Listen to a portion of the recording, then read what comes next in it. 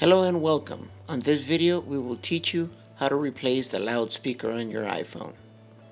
Beginning by removing the two screws that are located on the bottom part of your iPhone. Gently slide the back cover from your iPhone up.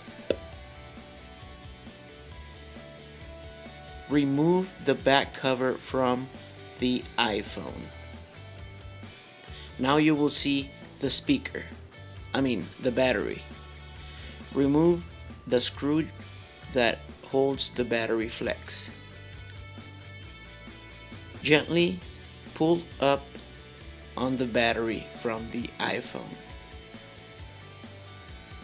Disconnect the Wi-Fi antenna flex from the motherboard. Remove the two screws located on the flex from the charging port. Unplug the flex of the charging port. Remove the two screws that are circled on the speaker. Remove the speaker. Start by putting the new speaker on the iPhone. Put back the two screws that you just removed from the loudspeaker.